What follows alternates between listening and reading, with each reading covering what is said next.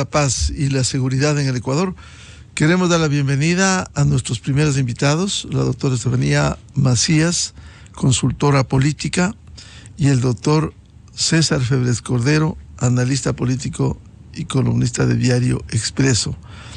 Les invitamos para hacer unas reflexiones respecto de un tema importante, ayer, hoy y siempre, como es la comunicación. Y en esto se ha visto una debilidad en el gobierno. Comunicación no solo de las autoridades, la información que de primera mano deben dar los ministros, secretarios de Estado, las autoridades, sino también una comunicación oportuna y permanente para que el país conozca lo que se está haciendo en esta administración. ¿Cómo ve esta situación, la comunicación del gobierno? Doctora Estefanía Macías, muy buen día. Hola, buenos días. Gracias por la invitación. Qué gusto.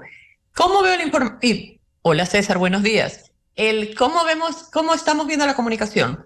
Creo que es importante identificar que el presidente rompió el estilo tradicional de hacer política desde su campaña, en la cual ha sumergido mucho de su mensaje y sus activaciones a través de las plataformas de redes sociales, lo cual ha permitido desde el inicio mantener un contacto regular con sus votantes. Pero también es cierto que hay una comunicación no solo de campaña, sino una comunicación gubernamental que debe robustecerse. ¿Por qué digo debe robustecerse? Porque una comunicación gubernamental alejada de una comunicación de campaña tiene un incentivo para la ciudadanía de involucrarse, participar, mantenerla informada. Y para ello lo que se suele hacer en comunicación gubernamental es activar las vocerías alternas. ¿Qué son las vocerías alternas? Es que el presidente tenga su espacio, pero también darle espacio a los ministros. Esto sirve como manera de comunicación, pero también como una manera de protección, porque el presidente no debiese estar expuesto todos los días con todos los temas. Para ello hay los ministerios. ¿Qué es importante cuando hablaba de robustecer la comunicación? Si los ministros se activan las vocerías y cada uno de ellos habla de su especialidad, de su cartera de Estado, cuáles son los proyectos, cuáles son los planes, cómo van a impactar o beneficiar a la ciudadanía, de esta manera estos números, estas cifras y estas acciones comunican y robustecen el mensaje en una agenda gubernamental. Claro, es importante que el presidente comunique, pero también los ministros. Y cuando los ministros, doctora Macías, no comunican, no entienden que puede generarse mala información, desinformación, incluso lo que circula tanto en las redes sociales, las fake news, precisamente por no ser oportuno y permanente con la comunicación. Sí, y de hecho, cuando se deja mucho espacio para sin información que tú manejas o que tú entregas, se genera una distorsión del mensaje porque no estás manejando tú de alguna manera o entregando tú las cifras o los mensajes. En una comunicación gubernamental, lo que se suele hacer se llaman a veces semanas temáticas. La semana temática se pone un tema y hace que los diferentes ministerios hablen en su cartera de Estado sobre ese tema específico. ¿Qué se logra con esto? Se logra un posicionamiento del mensaje y se logra que la ciudadanía en general, no importa en qué momento prendiste la radio, la televisión, leíste o viste en redes, se te queda posicionado el tema de la semana gubernamental y cómo el gobierno te está aportando para X o Y. Sí creo que desde el punto de vista de comunicación gubernamental falta un poco de estructura y de robustecer ese mensaje. Bienvenido a César Febres Cordero, analista político, columnista de Diario Expreso. ¿Cómo ve la comunicación del gobierno? ¿Debilidad? ¿Falta de oportunidad o de una oportuna comunicación que no vemos en determinados momentos? ¿Salida permanente de los ministros? Buen día. Estimado Miguel, buen día, un gusto estar con usted, con Estefanía, compartiendo panel y con toda su audiencia. Yo considero que lo más importante que hay que recalcar es que este gobierno parece que repite errores del anterior, en el sentido de que no hay una clara coordinación de la comunicación gubernamental.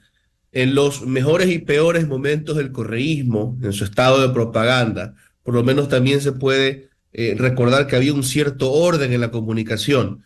Y eso, aunque tenían varias vocerías a la vez, y pudiésemos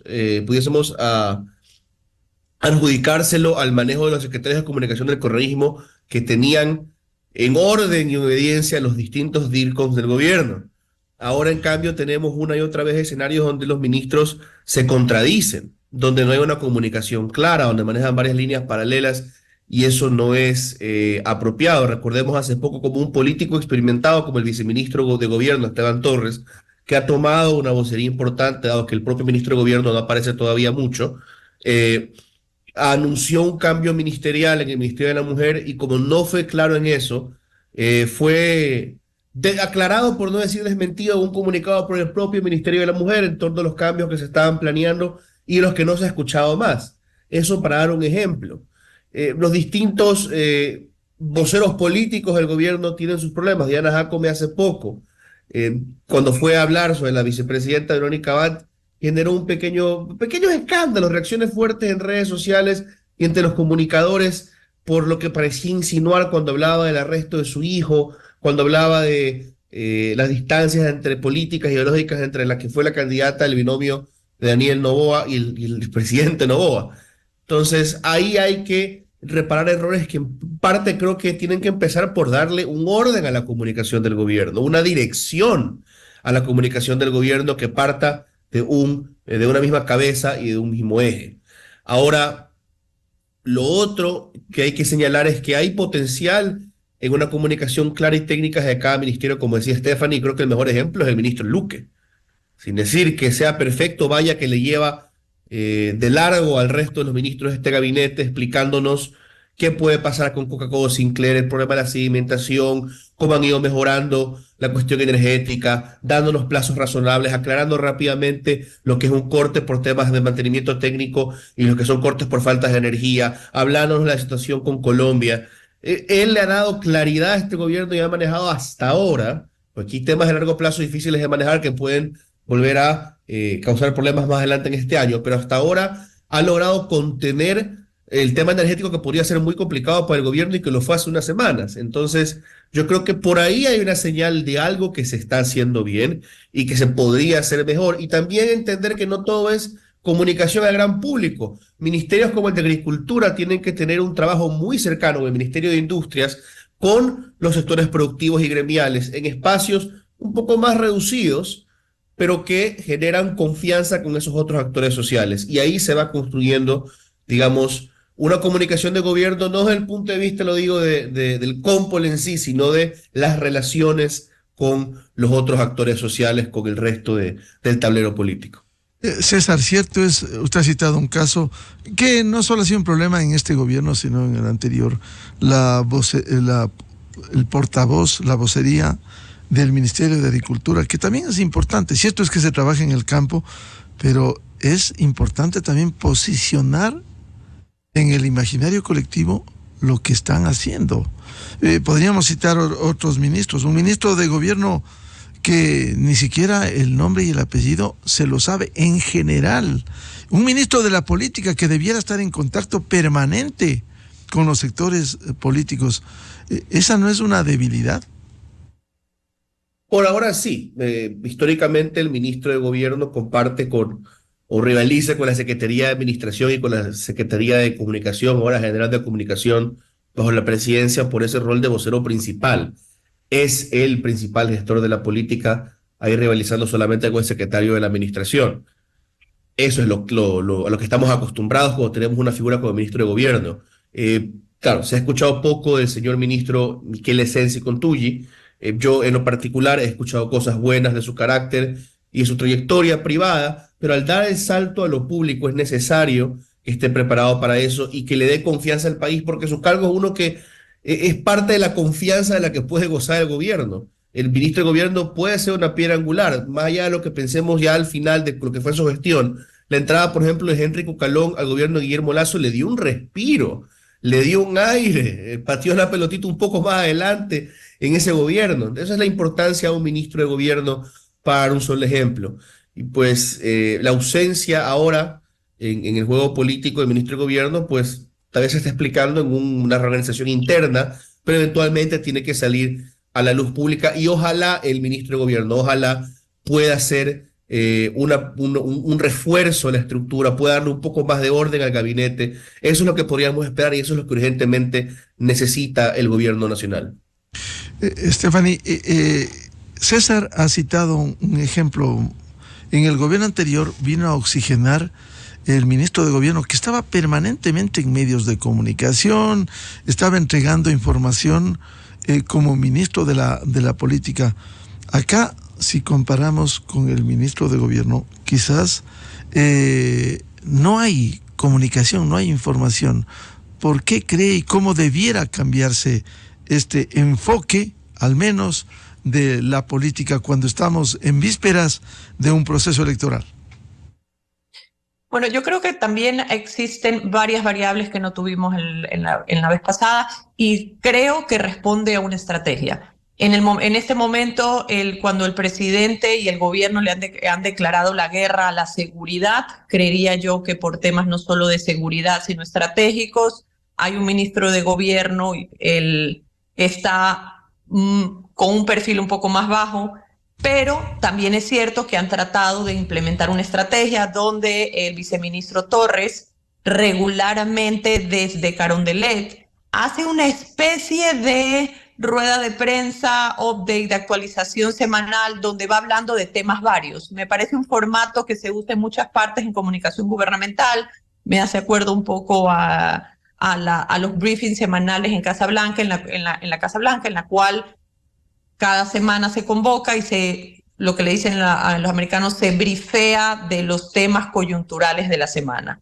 Con esto en mente, sí es cierto que se necesita una activación mayor para profundizar en los temas, especialmente porque uno de los retos más grandes en el Ecuador de hoy es la seguridad y se necesita, como hablábamos antes, un posicionamiento donde la ciudadanía, así como el ministro Luque está haciendo un trabajo destacado, hay muchos ministros que están haciendo temas que pudiesen profundizarse. En el caso de seguridad, creo yo que no solo el viceministro Torres, pudiesen hablar de otros viceministerios de acuerdo si quieren activarlo y hacerlo más local, la costa, la sierra, los mismos gobernadores, si quisiesen profundizar en los temas, pudiesen ser unos voceros interesantes para activarse no solo en las radios comunitarias y en los medios, sino también ir a la ciudadanía en generando espacios para la opinión pública, en la sociedad civil, en la académica, donde los gobernadores vayan a hablar de lo que se está haciendo en territorio. Y eso me parece que sería una manera de mantener a la ciudadanía informada de las acciones del ministerio. Claro, en el ejemplo que cita la doctora Macías, efectivamente, pero tiene que haber una información. Si tomamos el caso de la inseguridad en medio del conflicto armado interno, si no aparece la ministra del Interior, Mónica Palencia, si no aparecen autoridades de ese portafolio, si no aparecen los gobernadores de manera permanente, vea, este momento hay, para citar un caso, hubo un asesinato de un asambleísta anoche en Manta y su compañera, hubo heridos, pero ¿no crees, Stephanie, que allí debiera estar ya la autoridad del Ministerio del Interior, no solo la policía que entrega los partes, sino autoridades del gobierno para que dé claridad a los hechos que vienen sucediendo, al menos en el tema de inseguridad? Definitivamente. Creería yo que el ministerio lo que está haciendo es recabando información para poder hacer un boletín. Pero cuando hablamos de robustecer, también hablamos de una disciplina del mensaje. ¿Qué significa disciplina del mensaje? Tener mecanismos donde tengas una reacción, no se puede ser una reacción inmediata porque tienes que levantar información, pero que ya existan unos mecanismos donde tú reaccionas e informas y contienes la noticia. Estoy segura que con este sistema también es cierto que los múltiples ministerios tienen información, pero para levantarla también necesitas un equipo especial que levante la información de lo que estás haciendo. No dudo que están trabajando 24/7 por el país, pero si lo están haciendo, debiese tener un equipo tras bastidores que levanta la información para que llámese los ministros, los viceministros o los voceros que ellos designen puedan ir informando a la ciudadanía de los avances semanales, quincenales que cada cartera de Estado está realizando. César Febres Cordero, decía la doctora Macías, tiene que haber una disciplina en el mensaje. ¿Cómo configurar esto sin ir al extremo de lo que usted señalaba? En los 10 años de la Revolución Ciudadana se inundó de información, incluso con mentiras que repetidas, no solo las sabatinas, sino en cadenas, imponían la mentira, y la mentira se transformaba en cierto sector de la población como una verdad. O sea, ¿cómo lograr un mensaje que sea serio y responsable? Me preocupa en un principio un desarrollo que no es culpa de este gobierno, sino ya de la clase política en general, donde es verdad, primero se reconoce una realidad, en esta sociedad como en otras, solamente hay un pequeño grupo de ciudadanos activos que tienen el tiempo de estar totalmente informados. Eso no significa que el resto de la ciudadanía no participe de la vida social de alguna forma, no esté informada hasta cierto punto y que no pueda reaccionar. Pero hay una diferencia. Y partiendo de eso, se suele asesorar en algunos círculos y decir, hablando de círculos, ¿no? Ahí hay un círculo rojo que va a gritar, que va a hacer relajo, que está metido en temas ambientales, sociales. No le paren bola, el pueblo tiene prioridades muy particulares a las que vamos a atender y se acabó. Y con eso se le da, o en base a eso, se le empieza a dar menos importancia a una comunicación clara, disciplinada, transparente y bien fundamentada. Y terminamos una y otra vez en discusiones donde el problema principal para mí es que no sabemos de qué estamos discutiendo. No estamos hablando del elemento A, estamos hablando de lo que para mí es el elemento B, para Stephanie es el elemento C, para usted, Miguel, es el D, para el ciudadano X, de más allá es el elemento H, y no sabemos qué es. Por en el tema de Olón, todavía discutimos si es que hay siquiera mangles ahí o no. En el tema del Yasuní, nunca quedó claro, nunca se pudo llegar a un consenso sobre lo que podría perder el gobierno en ingresos. Se hablaba de bajos de 180 millones, se hablaba más de 1.000 millones en pérdidas por otro sector. Nunca hubo claridad en el tema de los mecheros. Sale un ministerio a decir se han retirado cientos de mecheros y luego los activistas ambientales a decir que eso es totalmente falso. No es que se haya equivocado en 20 o 30, que es totalmente falso el número que da el gobierno. En cada uno de estos casos, alguien está mintiendo o simplemente no hay información clara. Uno de los ejemplos que yo más cito, uno puede acudir a la prensa y va a encontrar un montón de versiones distintas de lo que es la deuda del gobierno con el IES. A veces partiendo por la complejidad de cómo lo queremos calcular o qué elemento se va a tratar. Pero yo creo que ese es un problema, que en el Ecuador es difícil ahora tener estas discusiones responsables y esta buena comunicación, porque la información o no está, o no estamos de acuerdo sobre los hechos principales de base del tema que vamos a discutir. Ahora, más allá de eso, es necesario que el gobierno también cuide un poco la comunicación, ya sin importar desde dónde quiera montar su estrategia, porque, por ejemplo, en el tema del empleo, ha dado cifras todo el año y han salido al alcance de él actores que ni siquiera están en las antípodas del gobierno. Al principio del año recordaba que se hablaban de más de 60.000 empleos jóvenes creados y fue Alberto Acosta Burdeo el que fue a decir, no, se equivoca el gobierno, es el INEC. Ahora, Fausto Ortiz en El Expreso, Jan Topic en su cuenta de Twitter, han salido a decirle al gobierno que sus datos no son correctos o se los ha extraído de mala manera, e incluso Topic, que dice que no será candidato a la presidencia, pero que sigue siendo un actor político relevante, y que tienen miras la presidencia a mediano o largo plazo, sale a decir, aprovecha para decir, y en los empleos que han creado, por si acaso, en la lista de los top están mis empresas, yo creo empleos. Entonces, ir y lanzar un dato en una tarima o en el informe a la nación, si no estás listo para respaldarlo, si no estás listo para avanzar sobre ese número, puede salir costoso. Y eso le ha pasado ya algunas veces a este gobierno como al anterior, que de hecho ha tenido suerte que algunos elementos, por ejemplo, está tan débil o está en un proceso de reencontrarse el gobierno anterior, que no han salido a decirle, señor Noboa, usted celebra los acuerdos comerciales que nosotros empezamos, la traída del avión Hércules que nosotros empezamos, la traída de las ambulancias que nosotros empezamos. O sea, incluso desde ciertos sectores parece que el gobierno se salva de ataques que podría recibir y no por eso significa que no deberían estar listos para responder. Estefanía Macías, el gobierno pone los temas, o debiera poner los temas más sensibles que afecten a la población, a las comunidades, para que haya una información oportuna y responsable.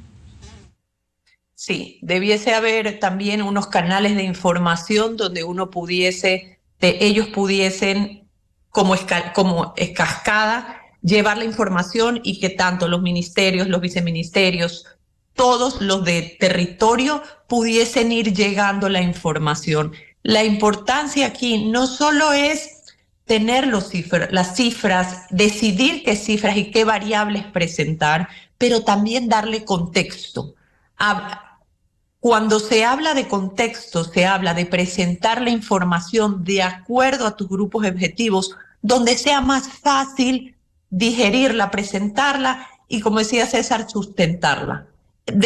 Volvemos a tener un equipo robusto tras bastidores que no solo levante la información, sino que haga un acompañamiento para que tanto los ministerios como las vocerías gubernamentales puedan procesar la información y presentarla, pudiendo no solo defenderla, sino explicarla.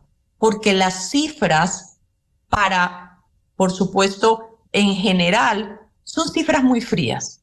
Y en una realidad ecuatoriana como la nuestra, necesitamos humanizarlas. Necesitamos conectar con el ciudadano de a pie que está preocupado porque no sabe cómo va a comer el día de mañana.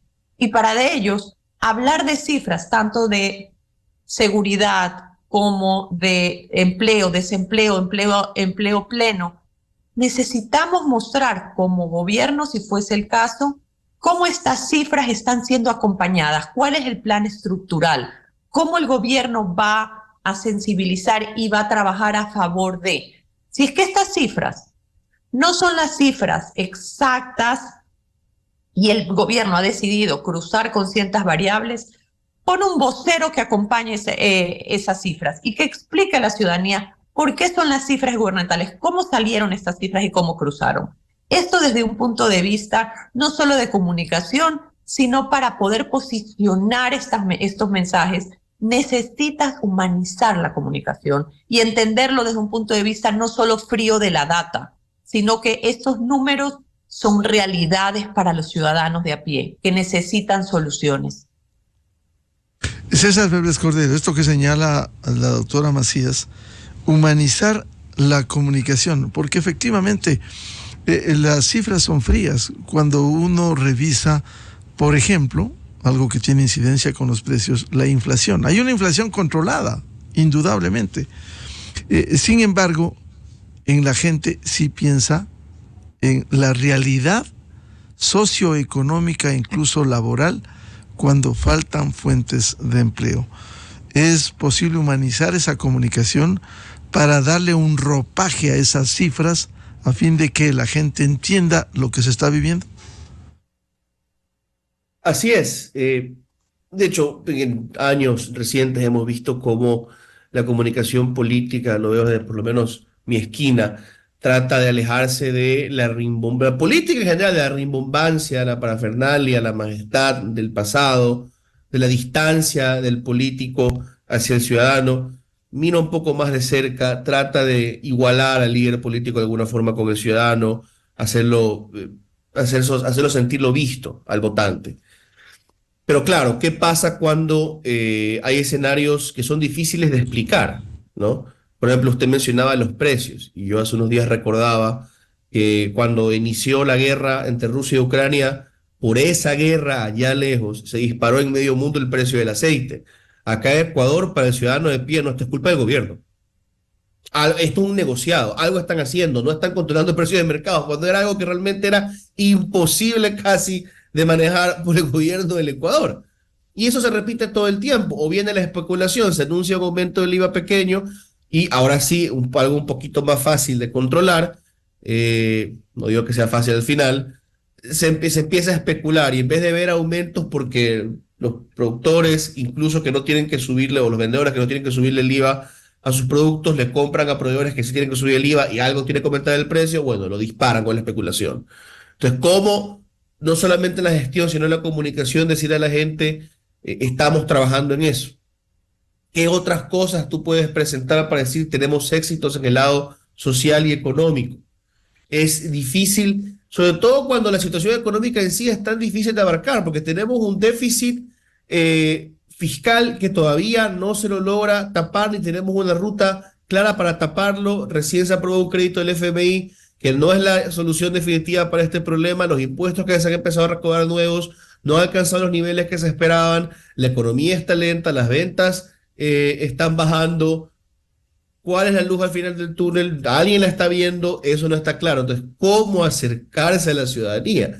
Yo creo que hay que partir no solamente por el sentido de hacerles entender al ciudadano, si es que fuera verdad, no digo que sí o no en este caso particular, sino un escenario en general, hacerles entender estamos trabajando en un proceso complicado y ustedes son parte de este proceso y vamos a explicar los pasos de este proceso para ser un poco más concreto.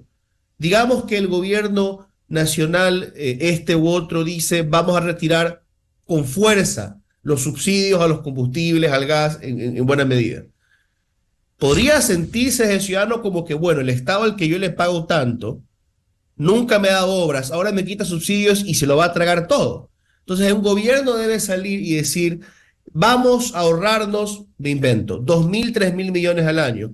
De esos 2.000, 3.000 millones le prometo al ciudadano de Wuhan, le vamos a dar este hospital. Al ciudadano de Shushufindi le vamos a dar esta vía. Al ciudadano de Celica le vamos a dar esta UPC. Estos otros fondos se usarán para el pago de deuda porque necesitamos la deuda para manejar el financiamiento del Estado. Esto otro va a ir a una iniciativa ambiental.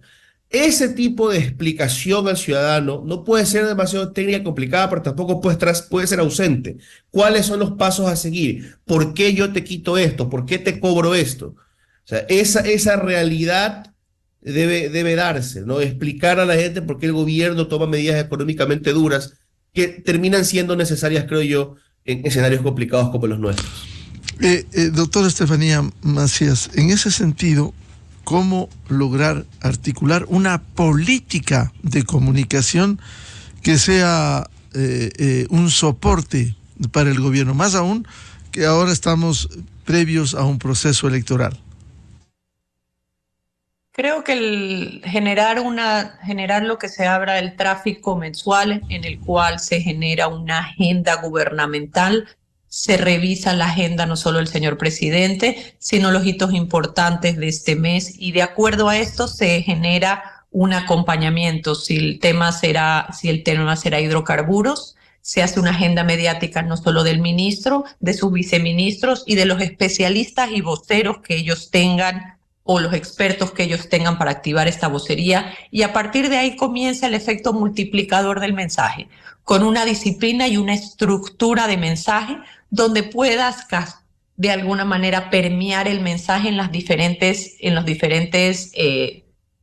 segmentaciones de la sociedad, y así haces un acompañamiento. La disciplina del mensaje se genera a través de una estructura comunicacional que tenga claramente estipulado cómo vas a comunicarlo. Por supuesto hay que activar las plataformas digitales, por supuesto lo puedes hacer, el cómo lo puedes hacer como tú quisieras, de acuerdo a tu estrategia, de acuerdo al mood, al sentir que quieras permear en la sociedad, pero sí habiendo una estructura, existiendo de nuevo. Se habla de la semana temática, cuál será el tema, quién será el vocero principal, secundario, y quiénes son los voceros alternos de la sociedad que acompañarán este posicionamiento. Así es como normalmente una comunicación gubernamental se suele intentar hacer. No estamos diciendo que la comunicación gubernamental, al ser tan estructurada, tiene que ser aburrida o técnica. Significa que tenemos que en un papel tener claro una una matriz de mensajes donde tengas claro cuál es el objetivo, cuál es el mensaje a posicionar, cuáles son los argumentos que van a acompañar cada uno de los mensajes de acuerdo a los segmentos que quieras llegar. Y de esta manera, un poco más estructurada, puedes lograr a breves rasgos ir posicionando y penetrando la ciudadanía los mensajes que tú quieres que estos lleguen. Recordemos que en comunicación política hay algo interesante que es 3x1. El ciudadano tiene que escuchar 3 veces lo mismo en diferentes maneras para que pueda de alguna manera posicionar el mensaje. Esto nosotros en comunicación, en la maestría le decimos el 3x1 es te quiero, te amo, tengo un sentimiento fuerte por mí. Cuando preguntas en los focus groups qué dijeron, el ciudadano no va a decir la palabra exacta, va a decir esa persona tiene un sentimiento fuerte por ti. Esa es la importancia de la multiplicación de mensajes, especialmente en una comunicación gubernamental. César Febres Cordero, comparte esto de la necesidad de establecer, como decía la doctora Estefanía Macías, una política de comunicación con una matriz que permita desde allí irrogar la información que deviene de una administración. Totalmente de acuerdo. Esos son elementos y agendas que se tienen que manejar semana a semana y añado, ¿no? Atendiendo un poquito cómo reaccionar, quizá cómo ir tratando de cambiar la velocidad quizá excesiva con la que se manejan las cosas en Ecuador y en medio mundo hoy en día. Muchas veces estamos operando en reacción al escándalo del lunes y luego el escándalo del miércoles y luego el escándalo del sábado. Y eso puede tornar las cosas muy difíciles para el gobierno. ¿Cómo ir respondiendo a eso? Eso es difícil, pero hace falta. Igual hay otras cuestiones que deben atenderse a largo plazo. La seguridad, la guerra que el propio gobierno declaró en enero. Eso no puede ser una agenda de determinados días. Eso es uno de los arcos por los que se mueve todo el gobierno, incluso por los que se deberían mover varios gobiernos a la vez, teniendo cada uno su propia estrategia de comunicación. Y, por ejemplo, este gobierno ahí se adelantó, se iba adelantando. Hace pocos días una vocera del gobierno salía a decir, el ecuatoriano puede ir un poco más tranquilo al trabajo. Ahora tenemos otra masacre. Muere un asambleísta alterno, mueren algunos jóvenes, no tenemos la cifra definitiva todavía de lo que ocurrió. Eso la hace ver mal al gobierno, dar victorias anticipadas. Incluso al final del estado de excepción, los resultados no fueron los que uno hubiera esperado de un verdadero conflicto armado interno.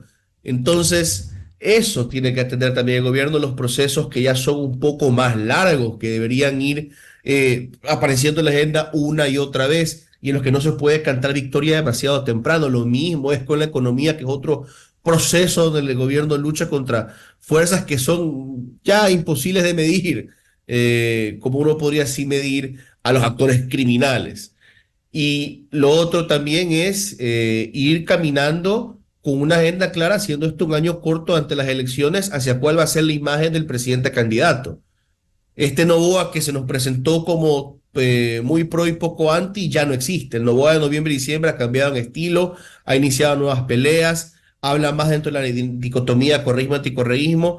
Pues si ya ha tomado ese camino, con el poco tiempo que queda, tiene que ir viendo hacia dónde avanza en su gestión gubernamental para tener una visión coherente y atractiva si se quiere reelegir el próximo año.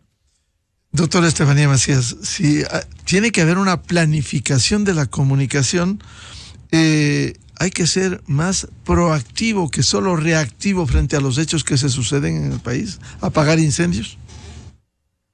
Sí, yo creo que dentro de la comunicación gubernamental, especialmente dentro de la estrategia de comunicación, existe una premisa que es valiosísima. No todo ataque se responde y no toda crisis se activa una vocería principal. ¿Qué significa esto? Hay incendios que requieren una comunicación gubernamental activa y existen otras crisis que no requieren una vocería activa. Puede ser un comunicado, puede ser una rueda de prensa o puede ser una entrevista con un medio de acuerdo a lo que se necesite. Pero para eso se necesita una disciplina del mensaje, para que podamos entender, de acuerdo a la estructura y la estrategia planteada, ¿Qué se responde? ¿Qué se calla? No necesariamente todo tiene que activarse. Si tenemos claro cuál es la estrategia, podemos saber qué debe y qué amerita que se rompa esa disciplina del mensaje. Si esta semana se habla de educación, toda la comunicación, dependiendo de los ministerios, va a aportar a esta narrativa. A menos que exista algo que amerite y esta excepción tiene variables. Esas variables se dejan por escrito, se las socializan y se dice en la activación de una vocería gubernamental que interrumpa la semana temática tiene las 3 variables. Si no tiene estas 3 variables, no se rompe la disciplina comunicacional. Esto no me estoy inventando, esto es cómo se maneja una comunicación gubernamental moderna en el mundo entero. Se habla de activaciones, se hablan de mensajes y también se habla de coyuntura y contexto. Hay que contextualizar la información. La información y las cifras y los retos y los programas no solo hay que lanzarlos, no solo hay que explicarlos, hay que ponerlos en contexto. ¿Por qué esta información para ti, el que nos estás escuchando, ciudadano, es importante y por qué el gobierno ha decidido activarse para explicártelo? Eso también es acompañamiento comunicacional y es parte de una estrategia gubernamental. Eso pasa, doctora Macías, porque sea también oportuna la información, la comunicación que entrega el gobierno. Por supuesto, y volvemos a lo que hablamos antes de la importancia y la necesidad de robustecer los equipos internos, porque para levantar esas cifras, para tener lista el cruce de variables, para poderlo mostrar, necesitas haber levantado la data. Y para levantar la data necesitas todo un equipo tras bastidores que pueda ir levantando la data para que cuando se necesite puedas saber a quién, cómo, dónde y por qué, no solo en los ministerios, sino poder desde la opinión pública y los medios saber a quién contactar para que esta data sea entregada. Si no quieres hacer un flujo diario de información, explica cuáles van a ser tus plataformas digitales y dónde se va a poder conseguir la data. Esto que señala la doctora Macías, doctor César Cordero, es fundamental. A veces, le digo como comunicador de más de 40 años, a veces no hay interlocutores en el Palacio de Gobierno. Puede haber una secretaria de comunicación, pero no hay esas voces adicionales que permitan acceder de inmediato a una información. Eso no es una debilidad que demuestra que no hay una debida planificación para revelar información. No se trata únicamente de imponer una información con el anuncio oficial desde el Palacio, sino, como han dicho ustedes, tiene que haber diferentes dinámicas que permitan, a través de la planificación, ser más proactivo que solo reactivo, responder a las inquietudes. Así es, qué importante lo que nos comparte la doctora Macías, ¿no? Hay un orden, también implica estar listo para responder. ¿Qué variables, como ella dice, son lo suficientemente relevantes y se cumplen para yo poder salirme de la comunicación que tengo preparada para atender un tema que no es simplemente reaccionar? Y en ese orden que hay que darle al gobierno, usted menciona Secretaría de Comunicación y yo insisto, en años recientes hemos visto cómo el exsecretario Lasso, del expresidente Lasso, Pipo salía, Lasso, sí. Exactamente, Pipo Lasso, salía diciendo básicamente aquí no había un orden, no se hacía caso, no podía yo funcionar como secretario, estaba fuera de juego, me informaban a mí las cosas tarde. ¿Se habrá repetido eso con el secretario Isurieta? ¿Se estará repitiendo eso con la secretaria Vélez? Eso sería muy grave. Y ahí la responsabilidad tiene que recaer en el presidente del momento, que tiene que darle el respaldo y una posición clara en la estructura a la Secretaría de Comunicación. Lo otro, claro, no solamente es ir y lanzar un comunicado, como usted bien dice, Miguel, y esto lo hemos visto en varias funciones del Estado. Empieza en redes sociales o en la prensa o en algún sector público o externo al gobierno a salir una controversia, un reclamo, un escándalo, y simplemente ponen un tuit con un sello rojo que dice falso. Ahí está la comunicación. Infórmese por canales oficiales.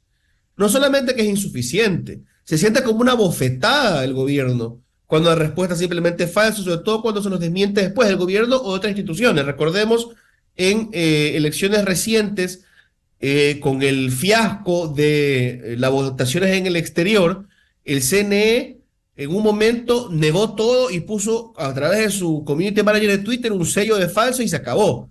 Hasta que ya la prensa salió a darle más fuerza a las denuncias que habían sobre el manejo del sistema informático por parte de esta empresa Antroproyectos, creo que era, ¿ya? Pero no puedes simplemente ir y clavar un sello de falso, sobre todo en estos días donde la gente ya no está acostumbrada a tener 1 o 2 puntos de referencia claros para informarse, ya no todo es la vía oficial, vivimos en la era digital y al gobierno o a cualquier institución pública que quiera funcionar de esa manera, se le va a salir el problema de las manos. Bien, muchas gracias por ilustrarnos un tema fundamental que debiera el gobierno escuchar a los que saben de la comunicación, especialmente comunicación política, como esta mañana hemos tenido la opinión de la doctora Estefanía Macías y el doctor César Febres Cordero. Muchas gracias, Estefanía, y a César la atención. Buenos días, gracias. Un placer. Enseguida, en la revista de Opinión Democracia. 7:22 minutos en el territorio continental ecuatoriano. Vamos a una pausa publicitaria y buscando la verdad, volvemos para hablar sobre este tema que está en debate en el Ecuador. La consulta del presidente a la Procuraduría, si debe o no tomar licencia para la campaña electoral y las relaciones con la vicepresidenta de la República, Verónica Abad. Desde 1984 con Gonzalo Rosero. La revista de Opinión Democracia. Siempre líderes, siempre confiables. Enseguida regresa Miguel Rivadeneira a la búsqueda de la verdad. Inicio de espacio promocional y publicitario. En el mes de papá recibe hasta 1,500 millas Pichincha Miles y participa por un bono de $150. Llena de millas del corazón de papá con tarjetas Banco Pichincha. Aplican condiciones. Hola, soy el Chito Vera. Cuando se trata de tuberías, como Vesbo, solo Vesbo. Fabricadas para superar las pruebas más exigentes.